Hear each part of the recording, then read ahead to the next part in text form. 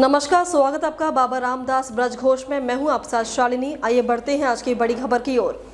दोस्तों, आज एक ऐसी रिपोर्ट आई है जिसने हर भारतीय को चौंका दिया है और थोड़ा गुस्सा भी दिलाया है।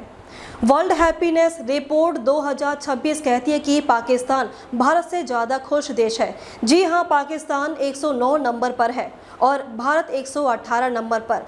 अब जरा रुकिए और सोचिए कि क्या ये वही पाकिस्तान है जहां आटे के लिए लाइनें लगती हैं, जहां अर्थव्यवस्था आईसीयू में पड़ी है, जहां पूर्व प्रधानमंत्री जेल में हैं और जहां रोज बम धमाके और आतंकवादी हमले होते हैं, और वो देश भारत से ज़्यादा खुश है। ये बात सीधी समझ नहीं आती और यही से शुरू होता है असली खेल। दोस्तों, इस रिपोर्ट का आधार क्या है? कोई बड़ा डेटा या ठोस आर्थिक गणना नहीं, बल्कि सिर्फ एक सवाल पूछा जाता है, आप अपनी ज़िंदगी को 0 से 10 में कितना खुश मानते हैं, और बस उसी के आधार पर देश की रैंकिंग तय हो जाती है।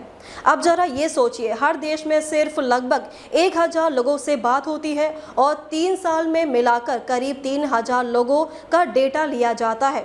जब 140 करोड़ की आबादी वाले भारत को 3000 लोग रिप्रेजेंट करेंगे, तो ये ऐसे हुआ जैसे पूरे हिंदुस्तान का हाल एक मोहल्ले से पूछ लिया जाए। और ये खेल यही खत्म नहीं होता। कई लोगों से फ़ोन पर बात होती है, ना कोई प्रॉपर वेरिफिकेशन, ना ये पता कि सामने वाला सच बोल रहा है या मजाक। यानी पूरा सिस्टम ही सब्जेक्टिव है, मतलब जो मन में आया बोल दिया। अब जरा ग्राउंड रियलिटी देखिए। भारत आज दुनिया की 4th लार्जेस्ट इकोनॉमी है, डिजिटल क्रांति में आगे है, हेल्थ केयर और इंफ्रास्ट्रक्चर तेजी से बढ़ रहे, और पाकिस्तान IMF के सहारे चल रहा। सेना का प्रभाव है, बेरोजगारी और महंगाई चरम पर है, फिर भी वो ज़्यादा खुश है। ये बात डेटा से नहीं, नैरेटिव से बनती है। दोस्तों, ये पहली बार नहीं है। ग्लोबल हंगर इंडेक्स में भी भारत को नीचे दिखाया गया था और सरकार ने साफ कहा था कि ये फ्लोरिड रिपोर्ट है। वजह क्या थी? छोटे सैंपल, ओपिनियन बेस्ड सवाल और बायस्ड एक्सपर्ट्स। एक मशहूर साइकोलॉजिस्ट ने भी कहा था कि ये सारे ग्लोबल इंडेक्सेस एक्सपर्ट बनाते हैं, और एक्सपर्ट भी इंसान होते हैं, उनके अपने बायस होते हैं। मतलब यहाँ नैरेटिव फिट बैठा वहाँ रैंकिंग ऊपर, और जहाँ नहीं बैठा वहाँ नीचे। अब सीधी बात, भारत में समस्याएं हैं, ये सच है, लेकिन ये भी सच है कि देश तेजी से आगे बढ़ रहा।